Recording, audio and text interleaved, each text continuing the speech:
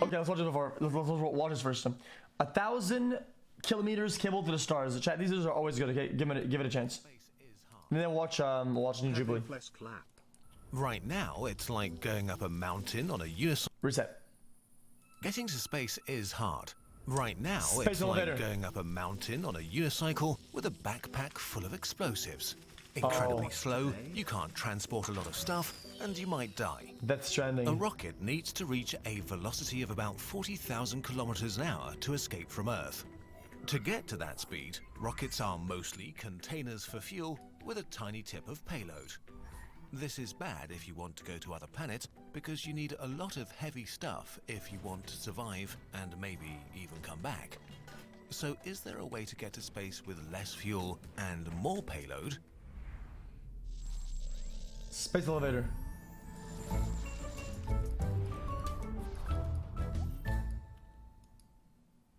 A nice thing that solved most of our transport problems on Earth is what you call infrastructure.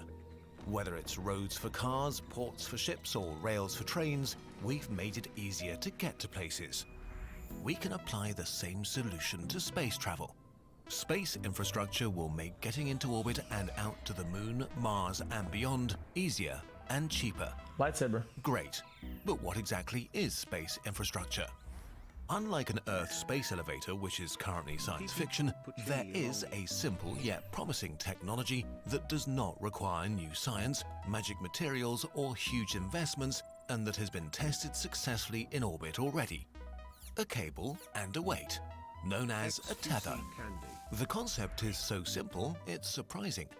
What if we put tethers, hundreds or thousands of kilometers long, into space and had spacecraft use them as ladders to climb to higher altitudes and gain speed? This concept is known as the Skyhook. It works even better if we make it spin. A counterweight holds a long cable in place while it rotates around a circle. It would snap, rotating though. tether slows down its tip relative to the ground at the bottom and speeds it up at the top like a catapult. This means that you can transfer energy from the tether and get a massive boost when released, more or less for free, equal to twice the tether's rotation velocity. Specialized fibers already exist that can survive the extraordinary stresses a Skyhook would be faced with. To protect against cuts and collisions from debris and meteorites, we can thread our tether into a web of redundant fibers. Since our Skyhook would pass over the same spot many times a day, this would allow small, reusable shuttles to catch up with it. Of course, it's not that easy. At its lowest point, the tether's tip is dashing through the atmosphere at around 12,000 kilometers per hour. Because of Earth's atmosphere, we can't lower the Skyhook too much or it will get too hot from air friction. So it will dip to a height of 80 to 150 kilometers and no lower. To match this, we'll need specialized spacecraft that can get to the tether. While this isn't exactly easy, it's still much cheaper than getting a big tin can filled with rocket fuel to go 40,000 kilometers an hour. Catching the tip will be a challenge too. There's only a short time window of 60 to 90 seconds to find a tiny thing in the sky moving at Mach 12. To make this easier, the tip could have a sort of fishing line, a kilometer long, with a navigation drone that helps the spacecraft connect. Another challenge is keeping our Skyhook in orbit. As more and more ships latch onto it and pull themselves up, they use up the momentum that keeps it in place. If we don't do anything, it will slow down and crash into the atmosphere. And here, we can cheat the universe a bit. The Skyhook is a battery of orbital energy. It's possible to balance the payloads coming in and being sent off. Arriving ships bringing humans and materials home to Earth add energy to the tether, which it can give to other ships departing into space. This way, the tether doesn't lose any energy. The more we use it, the cheaper it gets. This is sick. If we're still losing energy with each boost, we can recover it with small electric or chemical engines that regularly correct the tether's position. A set of tethers, one around Earth and one around Mars, could make trips between the planets fast, straightforward, and low cost compared to rockets. The Earth tether would sit in low Earth orbit to grab people and payloads and fling them off to Mars. The Mars tether catches them and slows them down for a landing on the surface. In the opposite direction, the tether could pick up a vehicle traveling through Mars's thin atmosphere at only about 1,000 kilometers an hour, not much faster than our airliners on Earth, and fling it back to Earth to be caught and lowered down. The tethers could shorten trips between both planets from 9 months down to 5 or even 3, and reduce the scale of the rockets required by between 84 and 96%. Jesus. Even better, people may be able to travel in relative luxury, as we could afford to invest in passenger comfort. Tether travel would be first-class seats to Mars. Together, tethers around Earth and Mars could provide the rapid and cost-efficient transportation backbone that would make space travel affordable. But let's go further. Starting from low Mars orbit, a tether could boost ships to the asteroid belt. The first craft sent to a new asteroid would need rockets to slow down at its destination. Subsequent arrivals might find a tether waiting to catch them and send them back for free. Getting to asteroids cheaply is a major factor in opening up the resources of the solar system. Precious metals and valuable minerals could be delivered to Mars just weeks after they were cut out of their asteroid. They would be the perfect building blocks for our interplanetary civilization. But why stop here? Mars moons are very convenient. No other moons in the solar system orbit that close to their planet. Phobos is so heavy that we don't need to worry about slowing it down, making it the perfect attachment point for super tethers just under 6,000 kilometers long. The lower tip would fly just over the surface of Mars and be very easy to catch. They're so smart. The upper tip can fling ships all the way to Jupiter and Saturn. The same super tether can also bring the inner solar system closer. Venus and Mercury are a single swing away. Unlike Mars, they're bursting with solar energy and are rich in minerals. In the long term, nothing is stopping humanity from constructing a zero-propellant transport network for the terrestrial planets centered on the Martian moons.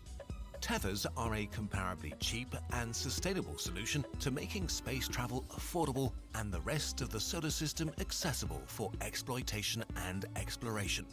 Considering that we have the technology to build them today, there's really no good excuse to wait any longer. Parts of the solar system are far away, but they could be very close. Yeah. Speaking of stuff that's hard to reach, but doesn't have to be, knowledge. Our friends from Brilliant can hook you up to a universe full of explosive ideas and fun courses. Brilliant is a website that helps you tackle science in a practical way, with interactive problem-solving courses and daily problems in maths, logic, and engineering. Chat, imagine, dude, you want to go to Mars, you buy a ticket to go to Mars, and in your fucking shuttle, there's like 2 or 3 people that are fucking annoying you. You have to spend 6 months Each problem with those gives you assholes. all the tools you need to crack complex topics 6 all by months. yourself. It's learning by doing, but with your brain instead of your hands.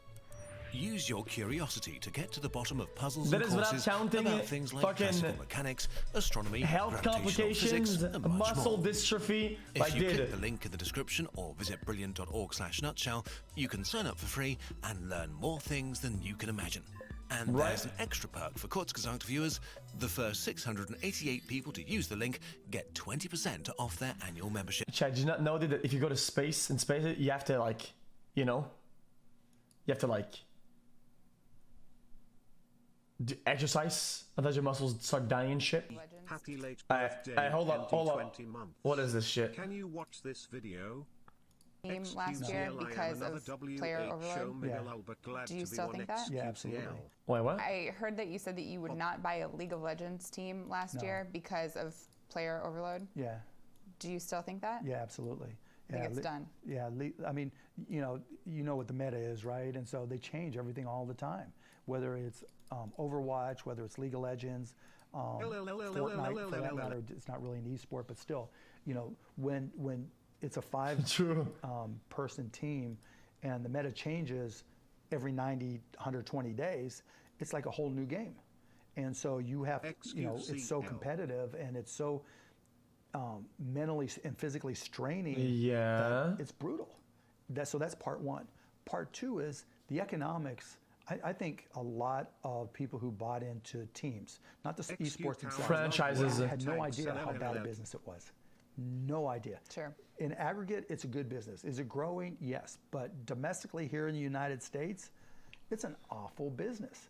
And owning a team is an awful business. And so I think you're seeing a lot of consolidation as people get out and try to sell. You see a lot of people trying to raise more money. You see the valuations coming down, and I think a lot of people who bought in didn't recognize the Okay, difference Boomer. between He's right though. stream and viewer in Currently Europe, in Austin, it's in 66 Asia and mostly versus cloudy.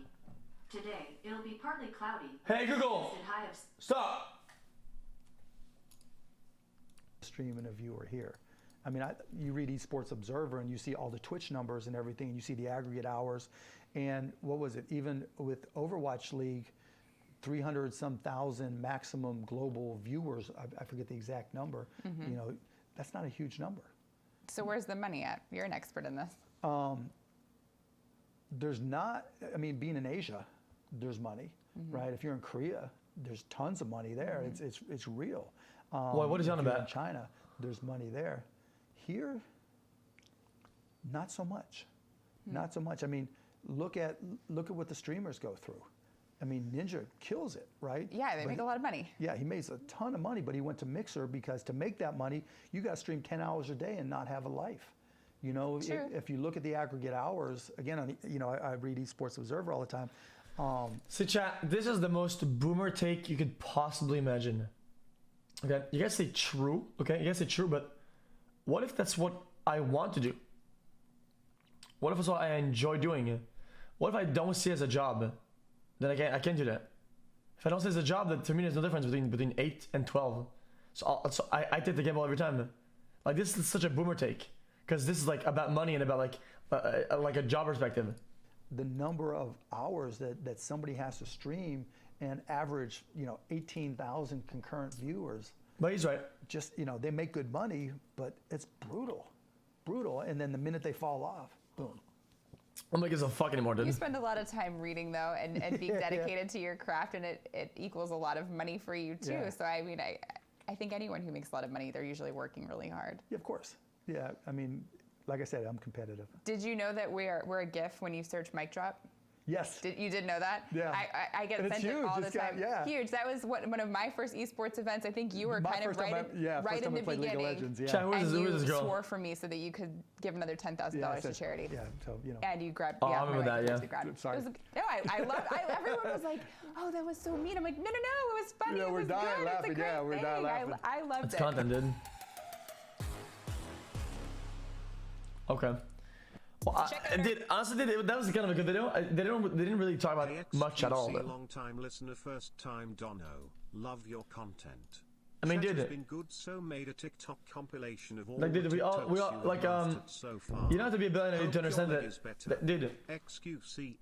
That buying into franchises for esports is, dude, like, you won't see your money in like the crazy amount of years, dude. Like, it's a huge investment. Like, I don't believe it in either. I think it's a bubble.